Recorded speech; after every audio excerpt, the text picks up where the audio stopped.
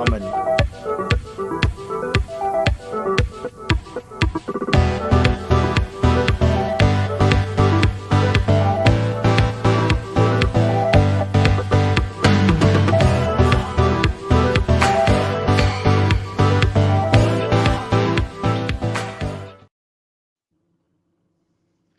I've been looking forward to this one.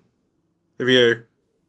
A League One winning match review. I was hoping, if last season had gone properly, we'd be talking about a championship winning match review podcast. But here we are. We're in League One. We're going to enjoy it for what it's worth. And we are going to enjoy an hour. Well, it's not going to be an hour. We're going to enjoy each other's company for however long it takes. I suspect it will be a quick one because I don't know whether Sam's in a fit state to go any further. I'm sure you'll all have seen the TikTok and the YouTube reel and all sorts that's going around. I'm the one who's in the best state of these four tonight. Happy birthday, Aaron. Hope you all enjoyed the delights of the town last night. I was on duty down at the Speedway, but Sam Down, you can talk to us about Plymouth Argyle 1, Blackpool 0. Sorry, did anything happen yesterday? My memory's a total haze. No, jokes aside. Yeah, a win to start off with. Just worth reflecting on that because of how badly we needed one. Was it the most convincing win in the world? No, but did we deserve to win? Absolutely yes. Absolutely yes. We were the better of the two teams. I do think that is as much down to Blackpool being terrible, but we definitely showed signs of improvement without a shadow of a doubt. So obviously the game started, and once again, as with literally every game, Argyle came out first 5-10 minutes really on the front foot, very positive, creating chances. Obviously there was that corner, which was a beautifully delivered corner from someone or other that then got cleared off the line. Adam, who was it? Can you remember? Oh, I'd love to laugh at you, but no idea. This is your run through anyway, so yeah, it was a great corner from whoever it was. Maybe someone in the comments will tell us who it was. Are we going to get a factual run through of this game, or are we just making it up as we go along here? No, it was a very good call. It is factual. It's just incomplete factual. Anyway, lovely corner, and it was then cleared off the line. Obviously, the enormous double chance came about 15 or so minutes into the game, maybe, where beautiful through ball from Amici, player who can be a bit frustrating at times, but clearly has some talent. Lovely through ball to find Mumba, running through with the keeper. Peacock Farrell comes out, really makes himself very big. But Mumba should, probably go either side of the keeper, but he obviously, puts it to the keeper, deflects out to Tolaj, who, Mumba, should have done better in the sense that, yes, it's the keeper's done very well, but it's a one-on-one and he's favourite to score. But then when it goes to Tolaj, oh my goodness, it's kind of one of those you think, how on earth did he miss that? Yes, it's coming at him quite quickly, but he literally has the whole goal train out completely unimpeded. Nightmare that he's missed that. Would have been a great confidence booster for him, but he did have a good game. By and large, stretched the team quite a bit, stretched the Blackpool defence quite a bit. His runs made a difference, his pressing made a difference. He nearly, just jumping ahead slightly, should have made it 2-0, but he was fouled, but then battled brilliantly to then get it across to, I think it was Amici, but the referee had already blown for a free kick by then. And honestly, again, a little bit of a tangent, but I think that is probably the biggest difference in Championship refs to League One. I don't think the decision-making or judgment of fouls is that much worse. I think the real thing that stands out to me is they don't know when to play advantage. That split-second judgment isn't quite there compared to the Championship refs. And if that advantage had been played, that would have been 2-0, and that would have been it. Game, set, and match. Thankfully, we did win it anyway. Going back chronologically, obviously after that miss, the Tolaj miss, we then have obviously the Del Taylor miss, which was almost as bad as the Tolaj miss. Of all the players, Del Taylor missing an absolute sitter. I think those are probably two of the worst misses that we've seen at home park since Chris Porter, famously for Crewe that day. There was one really bad one down at the Devonport last season in the Muslich era. Wasn't there, Adam? I can't remember what team it was, but it was one really, like from an opposition team. There was one real honker down at the Devonport, but I can't remember what. But it was I remember the one you're talking about, but I couldn't pinpoint it either. But yeah, it did happen. I want to say was it maybe the West Brom game possibly? I don't know. But then, anyway, that's fine. It's better than mine. Yeah, but yeah, two very big misses. But I do think obviously they had the sort of angled shot as well that Luke Ashby-Hammond got down across his post and saved well. So I think at half time, a draw was probably the fair outcome, but it probably should have been 1-1 or 2-2 rather than 0-0. There were a lot of chances for both teams in that first half. Second half, there was only one team controlling the game. That was Argyle. Yeah, no comment on whether I was back in my seat in time for the goal, but I have obviously watched the extended highlights. As always, lots of chances. There was obviously Amici one edge of the box, a couple of other half chances, and obviously the goal itself was not a good chance, but he made it into a good chance with a quite frankly magnificent bit of skill from Malachi Boateng. Picks up the ball, angled, turns in, defenders tight to him. And I'm thinking, there's no way, obviously I'm watching it back knowing he scored. But there's no way this is the shot, is it? And it is the shot. And he pings it in. And fantastic goal from a player who I've not been maybe always the biggest fan of. But I do think certainly in terms of our midfield, the pick of the bunch. And he had a very solid second half, quite aside from just his goal. And Blackpool, don't think they really tested Luke Ashby-Hammond much at all after half time, to be honest. Yeah, a couple of half chances with it. Argyle comfortably dominant. And I think all the stats, possession, shots, shot on target, XG, reflects the fact that over 90 minutes we were the dominant team. First half, quite little to pick between the teams. Maybe even Blackpool marginally edged it. But second half, we were comfortably better. And therefore, we deserved the win. Very, very good second half performance and lots of positives to build on from that game. Like I said, Tolaj did very well in terms of movement, even though he didn't have the best game. He got the ball, his runs made a difference. Amici is a very frustrating player, but you can tell there's talent there for sure. Mumba had his best game probably of the season, involved in a lot of good creative play. And Mitchell at the back and Galloway, real looking solid, secure partnership. And huge praise as well to Luke Ashby-Hammond, who command of area night and day. Yeah, lot of positives to take. I'm still not going to get the bunting out. There's still a long way to go. I still think we're going to be nearer the bottom end of the league than the top this season. I'm not going to change that based on one game against a very poor side on the day. But positives to take, and the win's a win. Got it done. Just because we are a factual podcast, I just did some fact checking on Sam, who was right to praise Xavier Amici, but for the corner, not for the through ball, which was Bradley Ibrahim.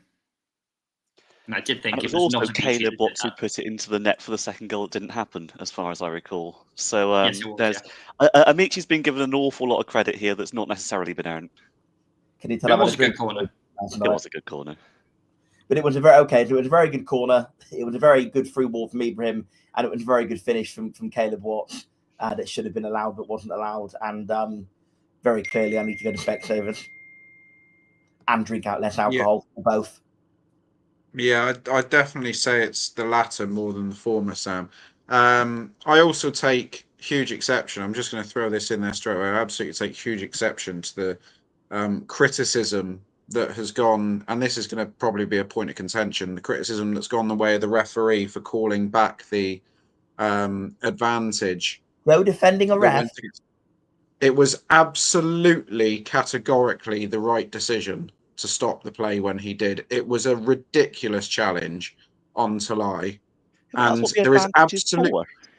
there is absolutely no evidence that goal would have definitely have gone in, because two Blackpool defenders stopped and Bailey Peacock-Farrell literally wafted a leg. Now, we know Bailey Peacock-Farrell is not League One's answer to Donnarumma, but he would have made more of an effort had the referee not blown his whistle. If only there was a way we could find that out. If only there was a way we could find that out by the ref letting play go on.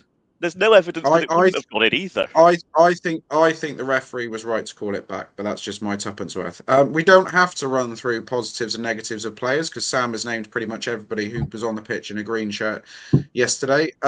John, this just feels a lot better, doesn't it? There's this wave of relief that's come over everybody in the last 24 hours. Yeah, I sort of had a feeling before the game that it might be the one where we turn things around. And I think I said on one of the previous pods, I'll be interested to see what happens in a game where we score first, because obviously that was going to happen at some point. Would it be a case of getting that first goal and then still showing kind of mental weakness to, fail to sort of defend the lead, maybe sort of sit in, be unnecessarily conservative and eventually sort of get picked off? Or would it be the case that we would use that as a springboard to go on and absolutely batter someone? In the end, it was kind of neither, but I agree with Tom Cleverley's comment when he said that we looked like a team who knew how to win. After that first goal went in, I think he was right to say that the players managed the game really professionally. I think there were a couple of moments that were a bit less professional. I'm not really sure that Sorinola needed to waft in that cross with 2 or 3 minutes of extra time left when we were comfortably in possession of the ball in their half. But yeah, it was, I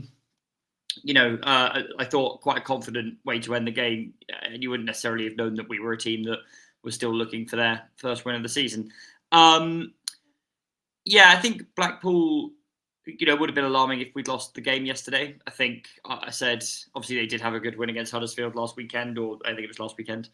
Aside from that, they've had a very, very poor start, Blackpool, and I think I would be a lot more worried if I supported them than if I supported us. I think I made that case after 2 games, and I would stand by it now for sure, because they have had, I think, objectively a better window. They've signed the sorts of players for the sort of money that Sam has been, trying to get on our board to sanction all summer. In particular, obviously signed one player who we literally did try to sign, who went there instead. It's a team that has a lot of quality, but yeah, they've had a poor start. I appeared on a Blackpool fans podcast on Thursday, and it seemed that they were, maybe even more down in the dumps about them than we were about us. Perhaps not, but certainly not very happy. It would have been, I think, really damaging to have lost the game yesterday. We come out and have those chances that Sam walked us through early on, and it sort of seems like maybe it's just not going to be our day again. The Tolaj miss, I have a little bit more sympathy for him because I think the ball does come at him quite quickly. Yes, he should score, but I think it was perfectly reasonable to think, is this going to be our chance slipping away? But we kept pressing at it, scored a really good goal. I think Tolaj starting gave the place a huge lift. He, in my opinion, had not an excellent debut in the sense that his personal play was really good. I think, he sort of, wasn't in the game massively in terms of, having a load of chances or anything like that. But, aside from the very, very big one, but he just occupied their back line so much more effectively than we've seen from Senni and Pebble so far. No shade on them. I think, as Cleverley has said, they're players for the future. And not for right now. Tolaj looks like a player who is for right now. So, I think on the whole, good. The question is, how do we use this now as a platform or as a springboard? I think Sam is being a little bit harsh with his, I'm not going to get out the bunting. I mean, that's fair enough. I think when you've been on a long losing streak and when you literally haven't won a game all season, it's not massively realistic to expect that you're going to end that run with, the world's most dominant performance. I mean, clearly you would hope that this is kind of a starting point now, that there's a lot of scope for this team to get better. As it was, I felt, it was about as comfortable as a 1-0 is ever likely to be, in the sense that we limited them, that Taylor one aside, to very little, especially in the second half. A few nerves jangling at the end, but positive. And it's a little bit frustrating that we've now got to go into Cardiff away, potentially Stockport at home, although that one might get postponed because of international call-ups, and then Luton away, which is a run of really tough games. I think it would be nice to be from home in the Virtue Trophy, John. Oh, and Swansea away in the Carabao Cup. Sorry, my bad. Obviously, Dan Ellard will be appearing on. We'll be hosting the Cheltenham Review podcast on September the 3rd, so we'll mark your calendars for that. It would be somewhat nicer now after that first win if we could go into a run of games against teams that maybe are, down, teams that you would expect to be more down towards the bottom come the end of the season. That being said, there's no guarantees in those games. It's a tough league, and you know, if we had gone into games against teams we feel we should be beating, and after this win, and you know, suddenly you lose them, then maybe things go back to square one. You know, whereas if we go to Cardiff next week, I think even if we lose the game, if we put in a good performance and are really competitive, then that'll probably count as you know, continuing the upward momentum. So yeah, feel a lot better, obviously, but the big question is what happens next. And I think there's reasons to be hopeful, but also reasons to be a little bit cautious as well, because it is just one game. Adam, my sincerest commiserations to you for the news that broke earlier today. We're going to touch on that a little bit later on. I can only assume that's why you've gone with the black shirt tonight as a mark of respect. I'll let you kick off with players that you want to talk about. I mean, John's mentioned Tolaj, Sam mentioned 75% of the starting 11. Is there anybody that he didn't mention or John hasn't named that you want to pick I out? feel I mentioned them in such little detail that there's very much scope for some of them to be mentioned again. Yeah, and with details right. And with details not always correct, so there is scope for Adam to expand on it.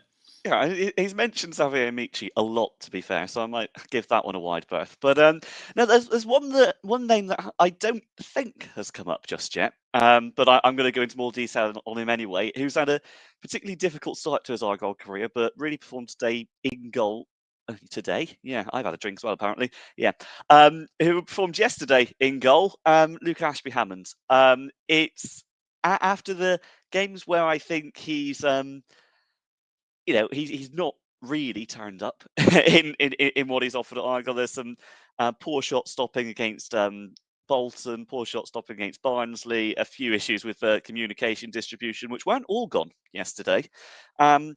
But what he did offer, I think, was really positive.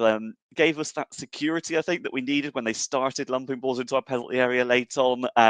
Gave us some of his distribution was still very good, particularly with his hands, and gave us that platform to launch attacks. I remember one where we'd set up a 3-on-3 with them when it was Tolaj, Mumba, and I think Boateng going forward on the counter late on in the game, and that was set up by a really good Ashby-Hammond throw. So he has got that in his locker, but I think what impressed me the most actually was the high claims, getting the ball, stopping the crosses, stopping it at source.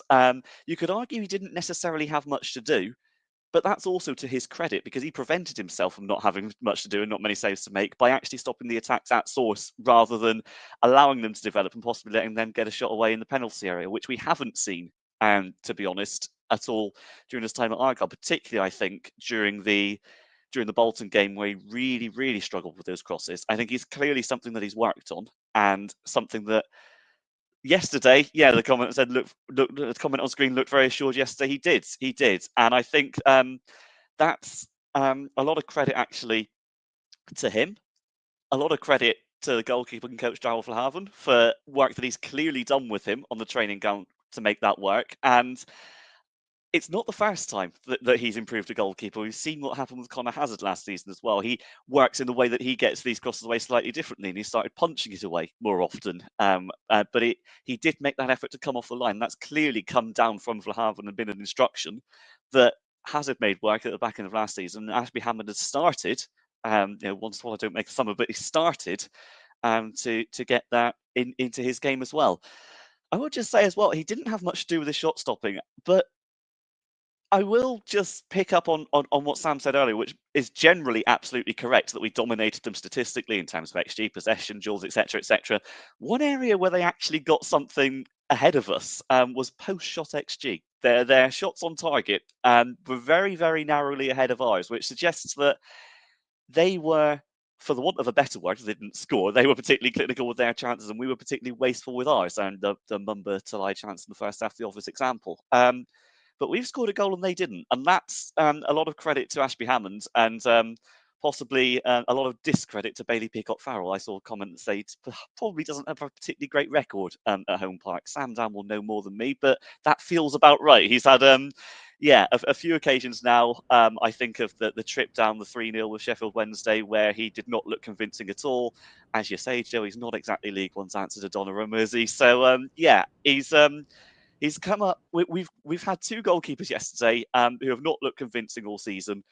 Theirs didn't deliver, but I thought ours certainly did. Is it enough to say that he keeps his place ahead of Conor Hazard? Of course it isn't, and I'm still looking forward to him coming back. But for what he did need to offer, for what we needed in that moment, and specifically as the game was winding down, I thought he was great.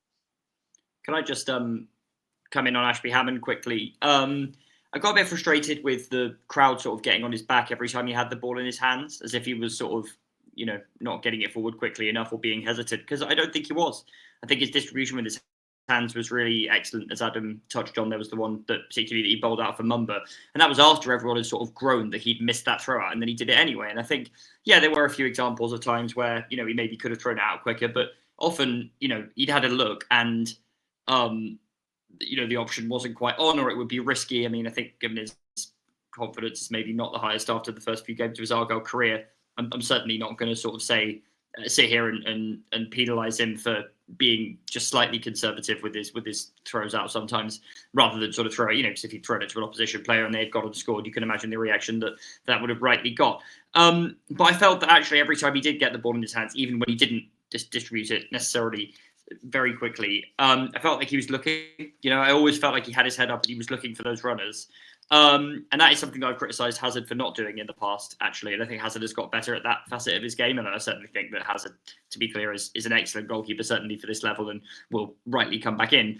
But, one thing I have criticised him for in the past is there have been runners in sort of acres of space, and Hazard sort of either doesn't see them or chooses to slow the game down, or, of course, possibly was instructed by various managers, including one not known necessarily for his love of fluid passing football out from the back, who may have told him to do that. But I think Ashby Hammond has looked, actually, I think, even in the games where he's been criticised, that sort of side of his game has not been terrible.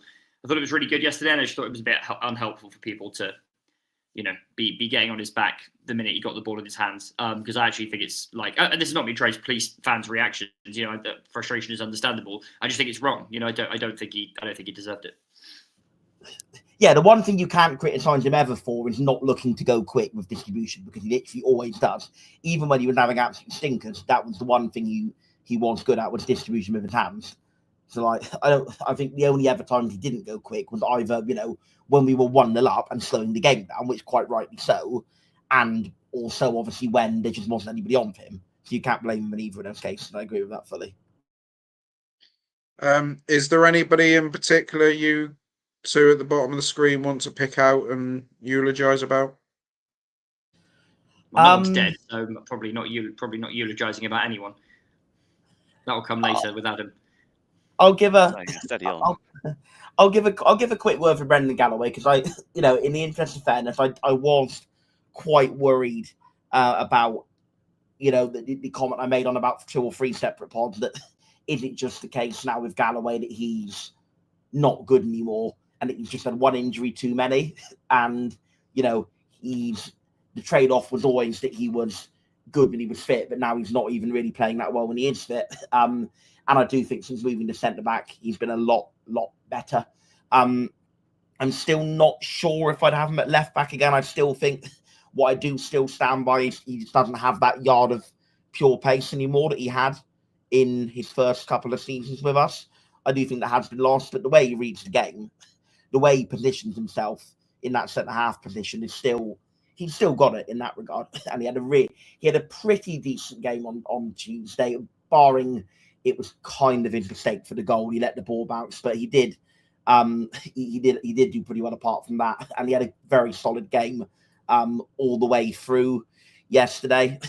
He had to actually bail Benarous out quite a few times. Benarous, who I thought was excellent against QPR, was excellent in a losing cause against Orient, actually had quite a poor game yesterday. He very often left Galloway with a lot of mopping up to do, and I think Galloway did that admirably. So really encouraged by how he played, and encouraged by Mitchell as well. I mean, don't get me wrong, the guy absolutely defines the word agricultural to define the centre-back, Alex Mitchell. He's not going to win any awards for passing, but he does his primary job, which is defending. He great in the air, even when he doesn't win the ball, he challenges enough so that they can't, so that they're having to head it back or whatever, or they don't get a good connection on it. So yeah, good in that regard. Again, similar to Galloway, reads the game very well, strong physically, gets in the way of stuff. He's a big old unit, and I feel a lot safer with those two and centre back. Ollie, regular commenter, Ollie put a comment on our stream saying Galloway is the best centre back the club has ever had. I know Joe famously said that was Lewis Gibson on this very podcast. I don't think it's either of them. I think it's Marcel Sipe, but a fully fit Brendan Galloway is certainly up there in that general conversation. Yes. And I just hope. John, anybody for you? No, I think obviously you mentioned Tolaj. I thought he did really well. Maybe I'll just say a couple more words about him because I was sort of doing it as part of a broader point before. I thought he was really industrious. One thing I really liked as well was when he came out to the right-hand side late on when Amici went off and Peppel went up front. It would have obviously been more logical to make... I know Amici went off with a muscle cramp. Would have been perhaps been more logical to have someone come on for Amici in a more like-for-like replacement or bring a sort of more deep-lying player on and then do sort of Peppel for Tolaj as a... as a straight swap. Instead, he's put Tolaj out on the right, and I thought he did really, really well closing the game down in that position. I thought his chasing of lost causes was incredible. We talked about the refereeing decision for the advantage. I personally think it should have been an advantage. Don't agree with Joe on that. But Tolaj has done an unbelievable bit of play in the build up to that to sort of because from my end of the ground it was the other end, but it looked like the ball was bouncing out, and he sort of has managed to hook his leg around and keep it in. It reminded me of Ben Waine against Leicester at home, if anyone remembers. He did a similar bit of play down on that exact same byline, creating a chance for Whittaker.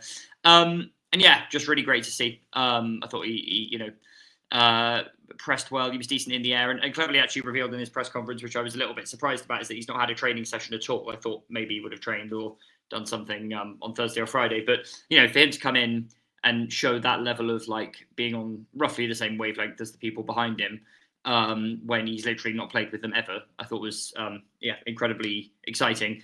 I don't think he necessarily had the best game in terms of things he did when he was on the ball. Obviously, that miss was not great. Even again, though, I think it was more understandable than some others on this pod do. I'm excited. I think he looks really good. I think he looks like a really good fit for this team. And I think there was a danger the longer the window dragged on without getting that number 9 in the door that we were going to have to turn to types of player who maybe don't suit the system as well, just because they're the sort of players that proven quality can get. Tolaj looks like he slots into what Cleverley is trying to do effortlessly, and I think actually I'm sure Dale Taylor is a very good player. Should have been sent off yesterday. I don't know if we're going to get onto a more devoted ref watch segment, but the referee had a yellow card in his hand for a foul that Taylor committed in injury time, and then while he was running over to administer it, Taylor shoved Ibrahim in the chest and pushed him onto the floor. So very clearly that should have been a yellow card and then another yellow card in quick succession for a red. But anyway. I'm sure he's a good player. He went down like there was a sniper on the home park roof. Yeah, but you can't do that. It's a yellow card.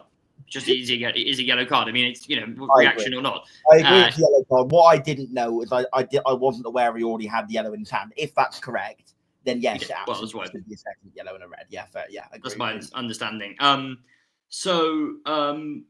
Yeah, I'm sure he is a very good player. I remember I can't remember if it was ever aired on the pod or just internally in a group chat. Maybe we never got this far discussing him because he didn't sign. A little bit of concern that maybe he's more of a 10 or more somebody who works in a front 2 rather than a 1.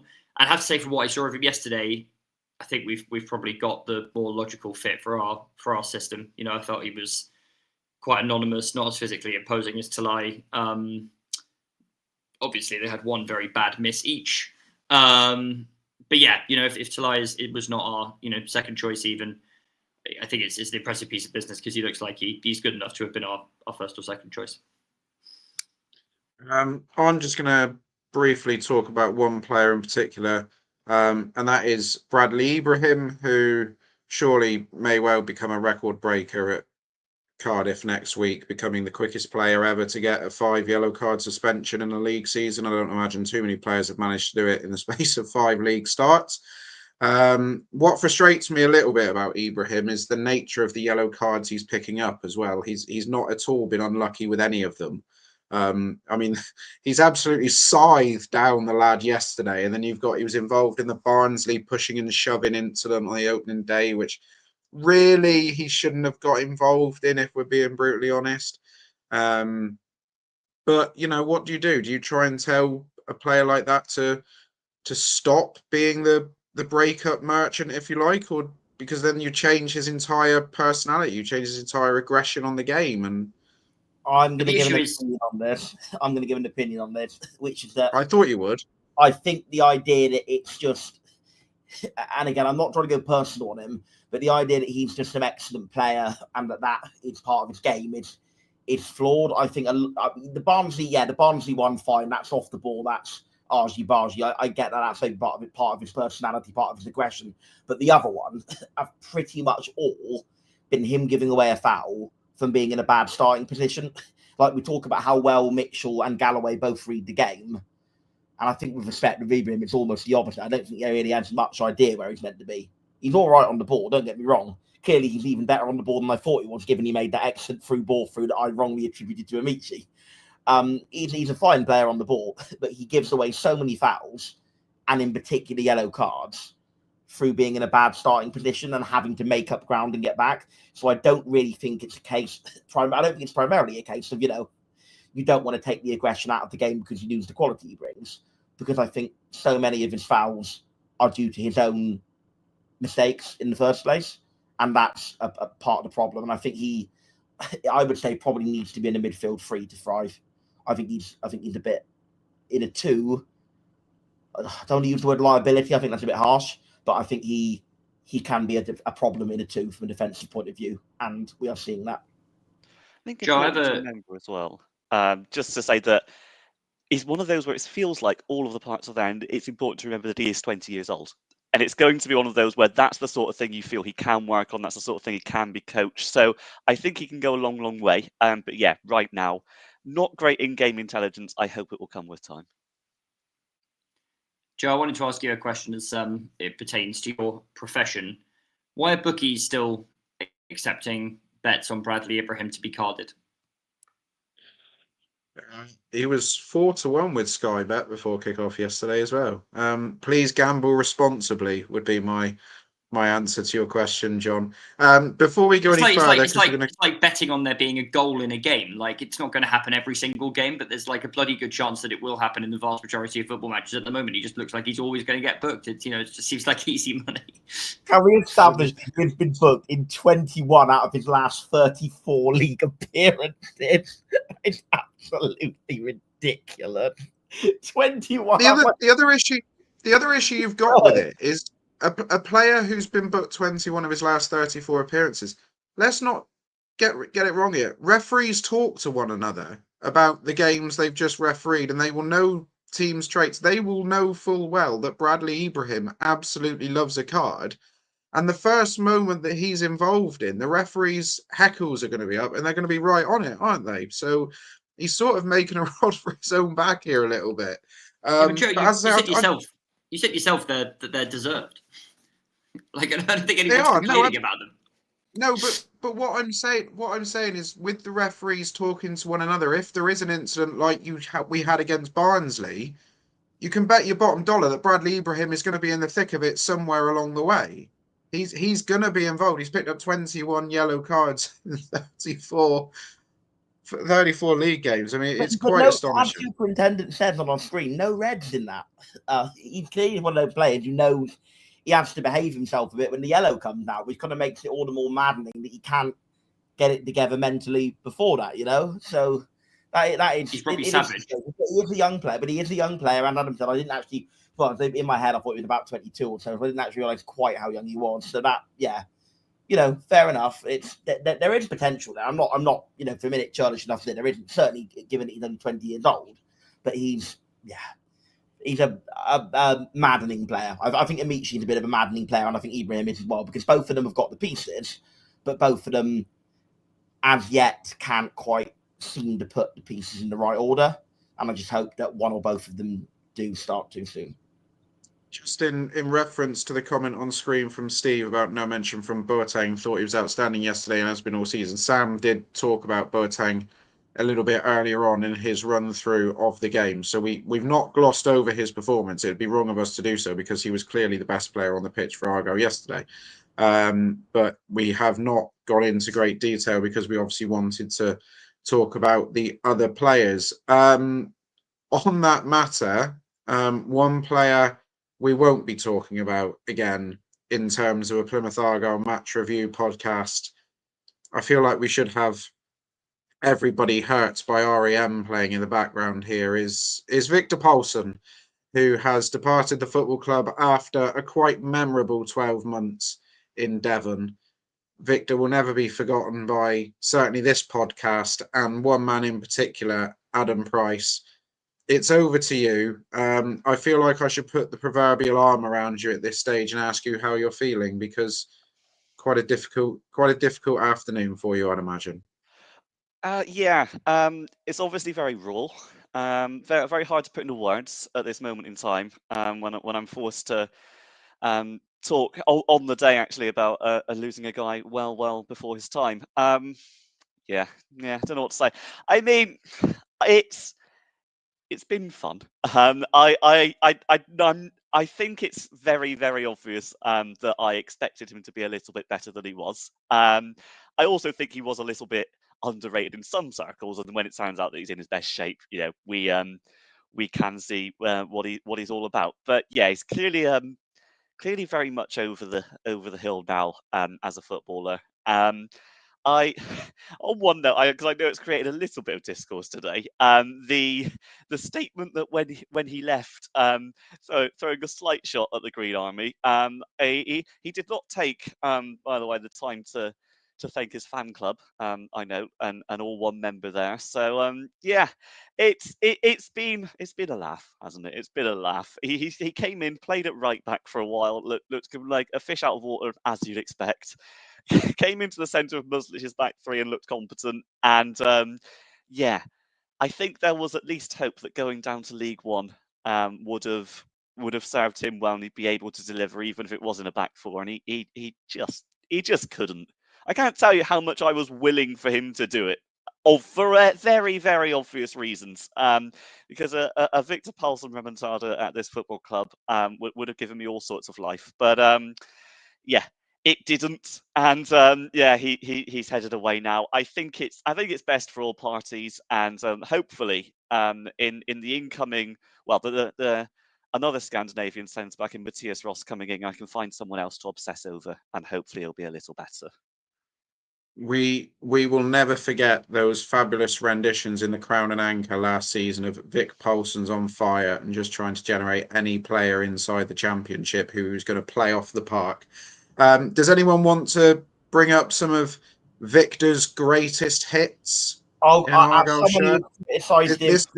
This will probably take 2 minutes out of the show tonight, so that's all good.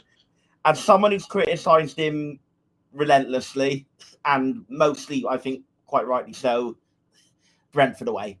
He was excellent that day in the middle of the back three, and that got us. That was the start of the cup run. That obviously got us, well, a million and a half that we're going to find out where that's gone in September at the Fan Forum, the can of worms.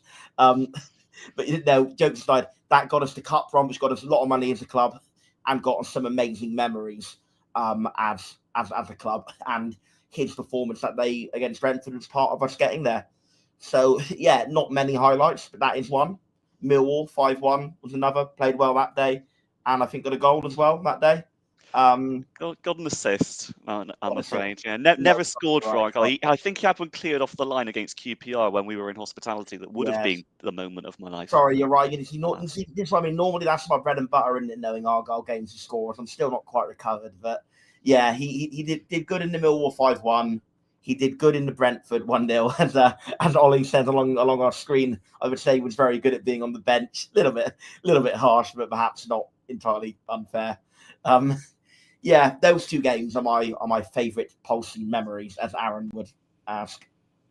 John, before I let you come in, John, this is quite crazy to think that Stevie Vaughan has told us that the only player left now of the Wayne Rooney era, even though it was only 12 months ago. No, that's the only player left who was signed by Wayne Rooney. There are plenty of players left from the Wayne Rooney. Yeah, but the only player left that was signed for by Wayne Rooney is Cornel Such. Yeah, signed by Wayne Rooney, yes, but obviously plenty of them played under Rooney. And by the way, I was talking to John, Sam. Well, I'm coming in first just to make a quick one. That playing Victor Palsson right back and Cornel Such centre back is one of the most mind-boggling managerial decisions I've ever seen, and one of many that Wayne Rooney made. I would say highlights. The 25 minutes where we thought we had signed Jayden Danns was good. Yeah, I don't know. Look, I think it's our job on this podcast to, call it straight. And he was very bad most of the time. Really, very, very bad for someone who was earning a lot of money. But there were some good performances in there. Liverpool, I would just add to the Brentford one that Sam offered. I think he came off the bench about halfway through the second half in the Liverpool game. So obviously the period of the game where we were most under the cosh as they were trying to get back into it, and did well. Put his body on the line, and it's quite a I think it'll be an enduring image of that day, right? Palsson sort of going up to Devonport end and doing the big roar, come on. It's a nice image. I don't doubt for 1 second the bloke's commitment and professionalism and heart. Doubt some other things about him, but I think it's clearly for the best for all parties that he moves on. So obviously, we have to call it how it is, but we thank him for his service, and hopefully I'll have a good rest of his career. Absolutely. Echo pretty much what John said, to be honest. But Victor, you did represent the Green of Argyle, and we wish you all the very best for the rest of your career in Denmark. I'd like to think I'm already penciled in for the forthcoming Victor Palsson My Argyle Life. Is that right? Or what's the deal there? I can promise you, both me, Aaron, and Sam will probably just hand you the reins for that one. I have a feeling based on his comments today, you might tell us where to go. I think it'd be even less friendly to us than Miron wanted us. I'll put it that way. Sam, what he has to remember is we are only human. We are only doing a podcast. So, Victor, thank you very much for everything you've given to Plymouth Argyle, and we wish you all the very best for the rest of your career. 1 out, 1 in since we played Leyton Orient, and obviously we played Blackpool at the weekend. Matias Ross has come into the football club, free agent, most recently at Galatasaray. Isn't going to be fit now for a couple of weeks because he's not had a pre-season. Adam, I'll just throw this one to you because you need a new defender to latch onto. You must be absolutely buzzing about Matias Ross, and he will be on fire, and he will play many League One centre forwards off the park. Yeah, and I can't remember, frankly, the last time I've been this excited about a Scandinavian centre back arriving at Plymouth Argyle. It feels really like, I mean. Well, that would be correct because Iceland is not in Scandinavia. Oh, I mean, I think that's up for debate, isn't it? That's a strong adjudication. It's not up for debate at all, is it? No, it's not, is it? No, it really isn't. But hey, if you'd said Northern Europe, you'd have been fine. If I went for Nordic, would that be acceptable? To be fair, my favourite recent centre back signing from Northern Europe, I would say, is Alex Mitchell, Sam. Contentious. Can we get back on track? Matias Ross, Adam. Yeah, go on then. He's a player who I think can be excellent for us, and his stats from the last couple of years are very good from what I've initially looked at. He's also not fit at the moment, very obviously. And it's going to be a case of, well, he's not necessarily played a great deal of football. I mean, he moved to Galatasaray. I don't think he played a senior game, and it was a couple of loan spells. And he's probably played about as many minutes across the last 2 seasons as you generally expect from a player in one. So there's not a lot of football in the legs. There's no pre-season. I don't necessarily think it's time for this to happen, straight away. Albeit, I would like to suggest that giving him some minutes at Swansea might necessarily be helpful, but hey-ho. But yeah, if he gets up to speed and he is the player that he's shown he can be early in his career, I think he'll be excellent in League One. I think right now it's a big if, but let's see, because there's a lot to like about the way he plays. There's a lot to like about the way I think he can fit into Cleverley's system in a way that Mitchell perhaps would struggle to do so. So let's see. But yeah, he's just to paraphrase what I think someone said on this podcast about a minute and a half ago, he's possibly the most excited I've ever been to see a Nordic centre back arrive at this football club, which has got to be thrilling. What's really a lot to like about him is he sat through the Leyton Orient game and still wanted to put pen to paper, so that's a massive plus in his box. And we look forward to seeing Matias Ross in green of Argyle. We'll talk in more depth about him when we actually see him play. And we expect that might be at least 10 days away, perhaps Cheltenham in the Virtu Trophy. So what a Phillips that is for Dan Allard and his first match review podcast of the season in that particular circus of a competition.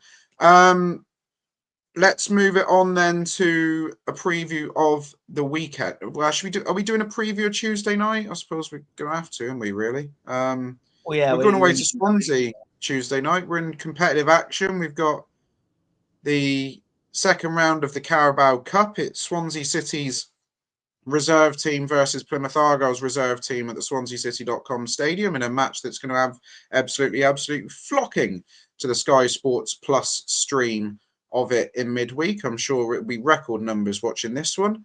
Sam, are you going, first of all? I will be going. The banana bus is leaving Plymouth at 20 to 12 to be getting there sort of, well, mid-afternoon-ish. A couple of hours in the pub and, yeah, to the game. We will be going to Swansea on a Tuesday night for the second season in a row, or second time in 5 months. In fact, it's there in April as well. So that I hope it's better than the last one. Yeah, I'm not going into it with enormous expectations. I don't think Swansea are going to anything like rotate to the same extent QPR did. Obviously, they'll rotate a little bit, but QPR was basically like, 7 out of 11 was an under-21 team with maybe 2 rotation players and 2 regular starters. I don't think we're going to see Swansea play a weakened team to quite that extent. I think they'll certainly rotate a bit, like I say. And then from our point of view, we will be obviously managing minutes. We'll be managing Benarous's minutes. As a player who's missed 3 years of his career, we'll be managing obviously Galloway's minutes. We'll be managing Amichi's minutes. Both of those went off with slight, injuries, and both of them have been injury-prone players in their career, as we've mentioned many times in this pod already. So, yeah, we will be managing minutes. Swansea will rotate, but not rotate as much. And I think Swansea will be very strong favourites, but you never know. It's a funny game. We've got the confidence of the win. We've got that sort of weight off our back. And yeah, I am looking forward to it, I guess. Yeah. Maybe need committing to, some sort of an asylum, but yeah, I will be at Swansea in the League Cup second round, hoping for a win and then a trip to a new ground in round 3. I think you've got to be really of a strong metal to be enjoying, platinum or mercury or something, to be enjoying Swansea away of a midweek. John Alsop, you won't be going to Swansea in midweek. What changes would you make to the team? I'm just going to say quickly, I've looked at Swansea's lineup from when they played Crawley at home in the first round, and it's a pretty strong team that they put out. Not first choice team by any means, but you've got Timon, Galbraith, Ronald, Vipotnik, all in there. So and a couple of others as well who I think start or come off the bench. Did they start Plymouth Argyle's Jay Fulton in that game? Did not. I don't believe. Oh. He was on the bench. And then they brought a few on as well. So in terms of us, what changes would I make? I think the aforementioned ones, anyone who is remotely an injury doubt, I wouldn't risk. So that's Amici and Galloway in particular. Be very surprised to see either of them start. It seems like a good opportunity to blood Finn and Hatch, and in addition to being a good opportunity to blood them, I think they both probably deserve to keep their places after the QPR game, if you consider that as being the kind of antecedent game for this one rather than the league game, given it's a different competition. I think they've done really well. I would take the opportunity to bring Wiradu back in and get some more minutes into his legs. He's another one, by the way, we didn't mention him earlier, but I thought he did well when he was coming on. He sort of picked up the Mohamed Tijani mantle from last season of just having legs that work in ways that defy physics, just like really, really strange sometimes. But he actually did very well. And when he gets his foot on the ball, he's despite the fact I don't really understand how the mechanics of it work, he's actually very good at like bringing it out. So I'd maybe start him at centre back or in the centre of the midfield. I would be tempted to start Tolaj, just because I think he's very physically fit, and so I'm not really worried about it from that point of view.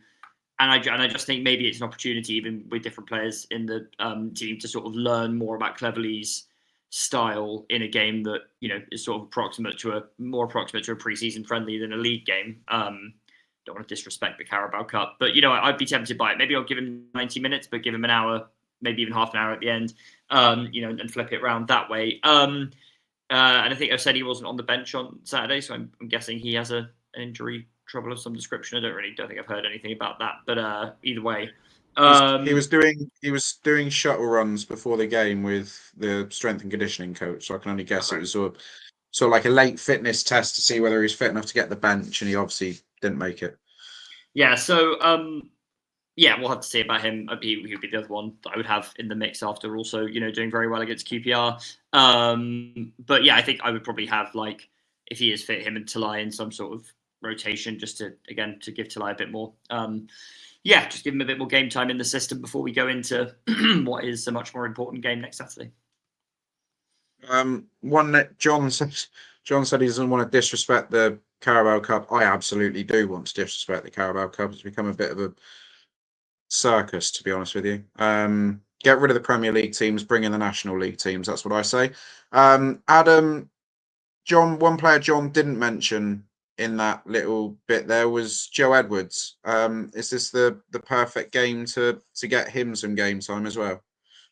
Yeah, I would agree. I think it would make a lot of sense for players who are, I mean, not necessarily on the fringes, because for a while it doesn't feel like we've had any fringes with the makeup of the squad. So, you know, players that are have spent a lot of time on the bench this season, perhaps get a run out, and of course Edwards is very much part of that. But generally, I think I agree with the lineup that John's mentioned there. I think not playing anybody who's remotely an injury risk is absolutely fine. I don't necessarily think I disrespect the competition quite as much as yourself, Joe, but I think there is a competition coming up where we'll have a few games that I'd be more than happy for us to disrespect. So we'll get the chance further down the line.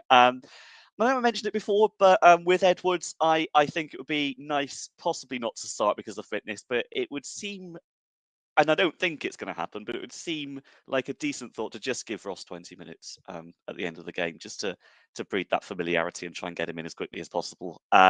He's not had a pre-season, but this game could well be played at pre-season pace, so it would be nice. But yeah, Edwards in would be absolutely fine. Injury risks out 100%, and yeah, it's a free hit in the sense that it's probably the most boring draw we could have gotten, save for a few other options that don't really spring to my mind right now. And I was living in fear of Norwich away. Norwich were in the south section. Okay. So there's one or two there then that would be unfortunate. But yeah, it doesn't set the pulses racing, does it? So rotate.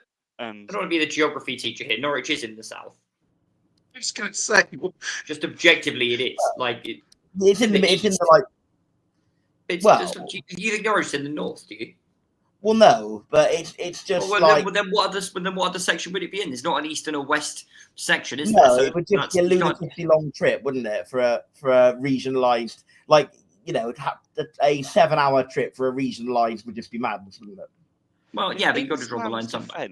We do see at National League South level, the line seems to be coming down and down and down. So Norwich could well be in the north eventually. Yeah, because no, that is true. Because at National League South level, there's so many teams in like London and like, you know, just south of London. Then you'll have teams like Gloucester City have been in the Conference North. Bishop Stortford have been in the Conference North. Even and they're in Essex, so you know it can happen. There's a twist to that conversation I didn't expect to say. Ollie, you are really testing me tonight. I'm not going to lie. Let's get some score predictions from you all then. Adam, you can start off with, if it's down to me, you know, I'd much rather progress in the third round of the FA Cup than the third round of the Carabao Cup, but what's your score prediction? Yeah, 2-0 Swansea, early elimination, move on to pretty much every other game this season, bar about 3 that are going to be more important. John? Yeah, I think we'll score but lose 3-1.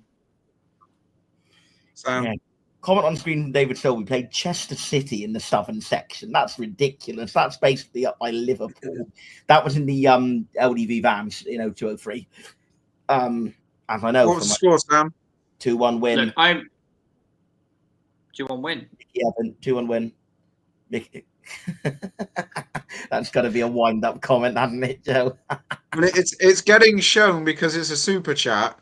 Thank you for the £2. Steam 453 elegant. Sam, you're so fit. Let me get your number, princess. Thank you for the £2, but I'm not sure it's going to win you Sam's number, I'm afraid. But very generous. Anyway, it's hugely appreciated. It will go towards a budget for Sam to get a new shirt that was ruined in his video on TikTok. Sam, quickly, score prediction. 2-0 loss, yeah. 2-0 loss. I'm going to go 3-0 loss. Just write it off, get out of the competition, move on. Before we go any further, I'm just looking forward to Iceland versus Norwich City in the Scandinavian Cup. I don't know about Swansea versus Argyle. Before we go any further, I've been tasked to mention to all of you watching tonight, and we have over 1,500 people tuning in, which is great. Thank you very much for giving up your time. We are a matter of a handful of subscribers away from hitting 3,000 on YouTube, and Aaron would really like us to hit that before the end of tonight's program. So if you're not already subscribed to our YouTube channel, head over there, Argyle Life line, green and white podcast, and do press that subscribe button. If you click the little bell symbol, you don't get my face appearing anywhere, but you do get alerts whenever we are appearing live or we have a scouting report or anything else coming up. So that brings to an end all of the meaningful business. Now we're going to have a look at the more meaningful questions that have come in, and there have been some good ones actually. This will test Sam and Adam. This is from Gavin McCormick. Have many brothers both scored for Argyle? Oh, that's a good one. I feel like there was similar questions asked about brothers who have played together for Argyle when Boateng first joined, let alone scored. So, well, I obviously Lewis Rooney scored for Argyle. Dan Rooney did not. Corey Harvey obviously didn't score, being a goalkeeper. Ben Purrington scored. Tom Purrington did not. I don't think either of the Bentleys scored, did they? Neither of the Bentleys scored. I don't think. Corey Harvey was a bit of a donkey up front anyway. So. Yeah. Yes. If you know, you know. And it would have seemed the Rowbothams, maybe. That's the general answer we're getting in. There we go. Before my time as a fan, that Jason Rowbotham and Darren Rowbotham are now joined in esteemed company by Hiram Boateng and Malachy Boateng. There we go. How many did Hiram Boateng score for us? Because I don't really have a recollection of too many. Did he score for us? Are we sure about that? He definitely scored for us. He scored for us Crawley home on the 3rd of October 2015. And I'm pretty sure he scored York home 29th March 2016. Right. But he did definitely that Crawley one he scored 100%. He's got a of course, Sam would know where those goals were scored. So thank you to Gavin for the question. Good one, that. We need more questions like that on the podcast if we can. Well, we had Joe. We had one in the pub last night with lots of us sat around the big table of players who have scored precisely one goal for Argyle. Some good names were mentioned. I'd be interested if there's any listener suggestions coming in the comments. There you go. We've got about 10, 12 minutes left. Get some comments in. Who has played for Argyle and precisely scored only one goal? Let's see if we can get some answers in for that. No going on greens on screen, you lot at home. I want quick fire answers. Reese on YouTube asks, is Aaron too high up to host now, even though Joe is quality? Just obviously pointing it out. No, not really. Aaron's just been off gallivanting all around Europe all summer, if you've been paying attention to his social medias. So he will be back with me on Wednesday night. I might even let him host it and I'll have the night off for the post Swansea podcast. That'll cheer him up. So there's a potential for him to do that. David Searle asks, is there any news on the midfielder we want to sign? Tom Cleverley said he wants to sign a midfielder, but didn't actually say that whether we had any offers or anything in for them. So I presume at the moment, similar to our managerial shortlist, we're just whittling down the data and then deciding which one we go for and which one will join Peterborough on loan instead of coming to Plymouth Argyle. So we look forward to that saga rumbling on. You can join us on September the 1st. We will be able to confirm our transfer deadline day plans on the midweek show next week. Won't quite be as big a show as it usually is because in their infinite wisdom, the football authorities have decided to bring the deadline forward to 7 p.m, which is absolutely moronic behaviour. But we will be here, 2-hour special, roughly around 6 till 8, and we will have a plethora of the usual faces. Adam, this might be one for you. David Searle again. How does he apply for his refund from the Palsson fan club? You've got to pay your subs first, David, because we've only had one income for about 12 months now. Very insensitive question. Whilst the fan club's in mourning, I'd apply for a bit more respect next time, please. I think the problem is that we were paying our subs 9k a week, no? Very nice. Question again from David Searle, who's been quite keen tonight. Is there a fine system in the dressing room for cards? If so, they're going to have one hell of a Christmas party if Bradley Ibrahim's topping up the kitty. I don't know. There's usually a leaked picture that comes out later in the year, isn't there, of the fines list. Joe Edwards is in charge, or at least he was in the past, of the fines. So be interesting to know if there's anything to come of that. And last but not least, Pilgrim Macca on YouTube asked, I'm rattling through these questions because I want to get, there's some great suggestions coming in for one goal scorers. Pilgrim Macca says, are these games, i.e. Swansea on Tuesday night, not perfect for the backup strikers when you think about Peppel and Asani, rather than risking Tolaj with a huge league game at the weekend? Yeah, I don't know. I mean, but I think playing anyone in any game is a risk, right? If Tolaj gets injured at Cardiff, then that would be just as bad. I mean, it limits the odds of him getting injured for that 190-minute stretch. So I guess it's a cost-benefit analysis. And I would say the benefit, and again, I think if you've been in the door since May, I wouldn't be saying this, but the benefit to me is it gives him 90 minutes in a sort of environment where he can learn more about the system, in a game that doesn't matter. And again, there's a chance of him getting injured, but he's not someone that we know has a knock or is a fitness doubt. He looks very strong, full of running.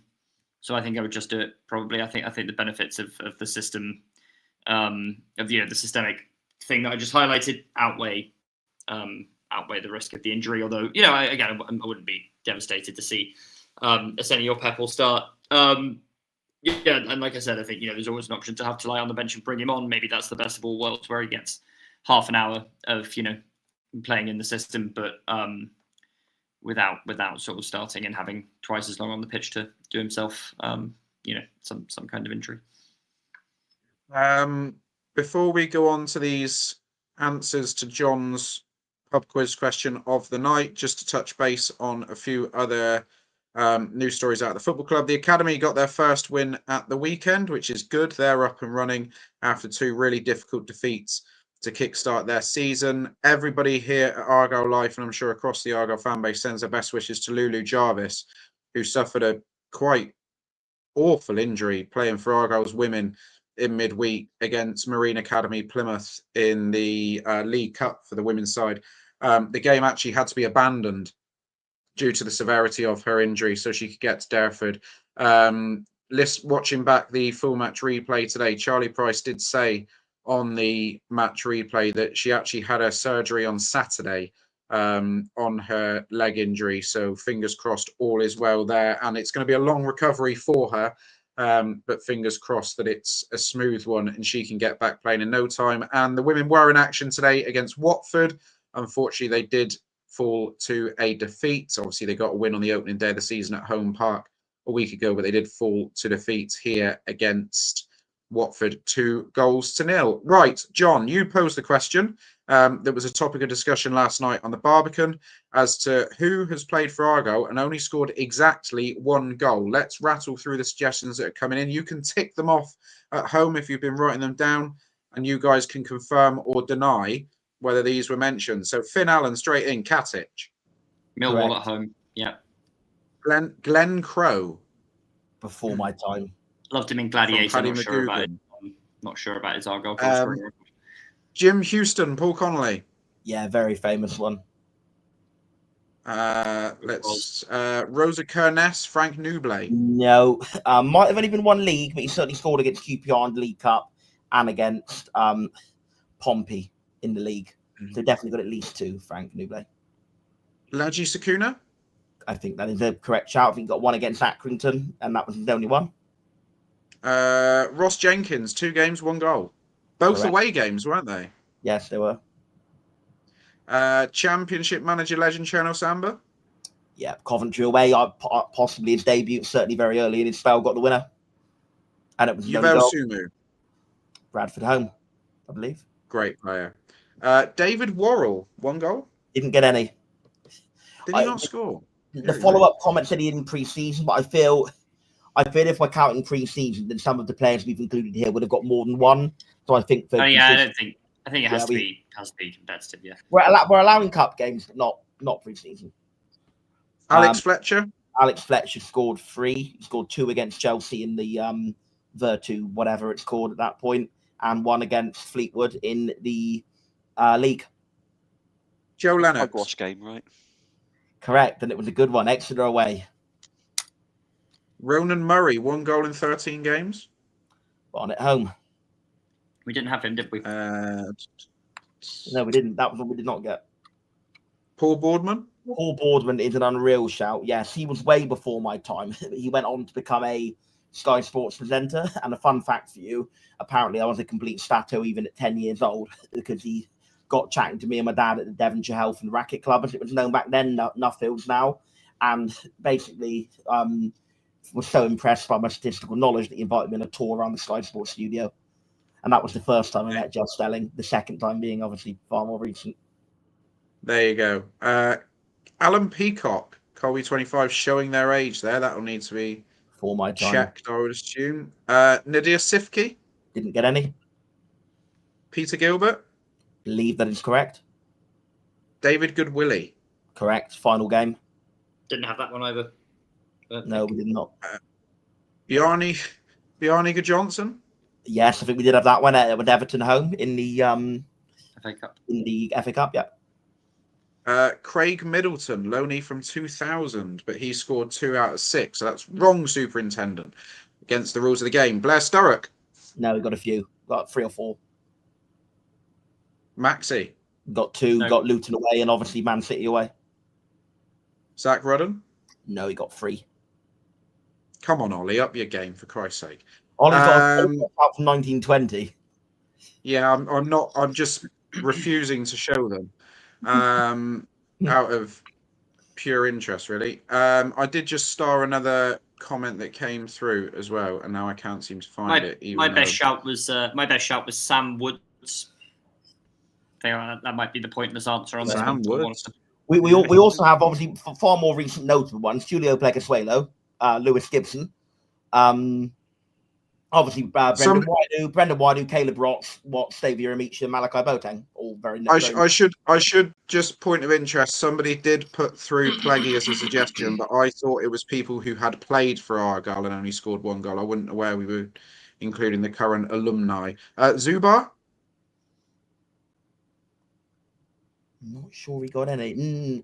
No, he did. Yeah, Zubar is correct. He got one he was the Rovers away to come back when I think he got the one back. So I think actually, yes, Zubar did. Mark Damrell. Before me. John Biswetherick. I caught the very end of his spell. Don't know is the honest answer. Steve Fletcher. Didn't get any. And superintendent finishes it off with Paul Marden. Believe that would be correct, but again, I'm slightly before my time, so didn't get any. Got 1 or possibly didn't get any. I'm not too sure. What other good ones did we have? Nathaniel Better, of course, Sunderland away. Joe Hitchcock, Andy Gorman. No, Tom Hitchcock, wasn't it? Tom Hitchcock. Not Joe Hitchcock. Tom Hitchcock, I believe, did not get any. Johnny Gorman did get 1. Right. there we go. So good knowledge from the audience. I'm sure it was a riveting conversation around a big table in a pub last night. Stevie Vaughan, with the final question of the night, do you think we still need a creative midfielder, or is it going to be more a defensive midfielder that we're looking at? What do you think? Just someone who can have a bit of control of the game. I don't think that necessarily needs to be too prescriptive of are they defensive, are they attacking. It just needs to be someone who can use the ball wisely and have a bit of control. Because at the minute we've got a lot of sort of chaotic, energetic players.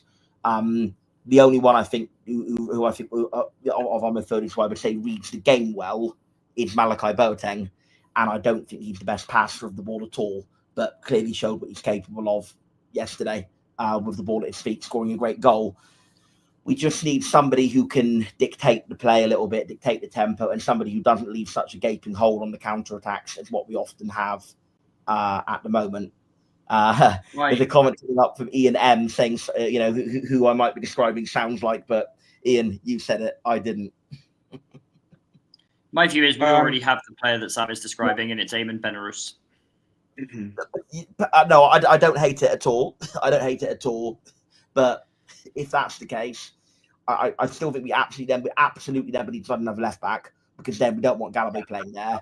And I still wouldn't hate signing another CM anyway, just because obviously Benarous, you don't know how reliant you are on his fitness. You might even have to play him left back, and obviously then you've sort of just left with what we've already got. So yeah, I would like to see a CM irrespective. Again, another one of the current crop coming up on screen, Freddie Asaka as well. That would be one.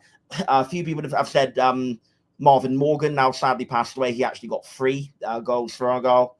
And who else do we have? Someone said Ryan Law, but no, he definitely got 2. Someone said Carrie Arneson. I don't know. I feel he got a couple, but I could be wrong.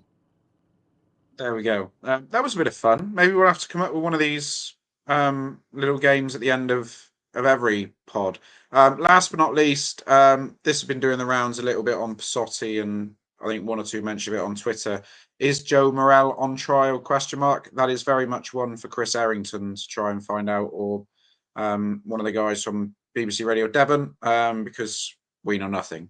As I say, it's only an online rumour that somebody says that Joe Morrell is in the building.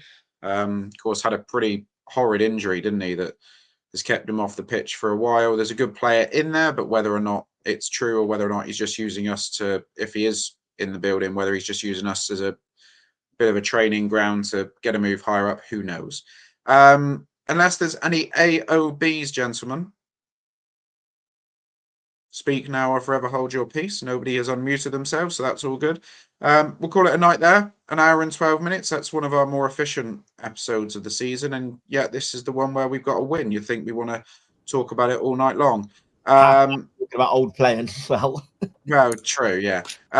You can join us again on Wednesday night when we will be back post Swansea. As I said, there will be a show. I don't quite know yet who's going to host it. I might give myself...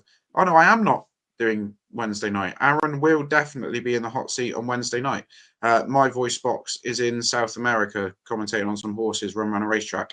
So Aaron will be in charge on Wednesday night. I will be back in situ next weekend for the Cardiff pod, and then I will be back with you all on Monday night for transfer deadline day. I will give Aaron all the details for that to promote it on Wednesday night. So, gents, thank you very much for joining us.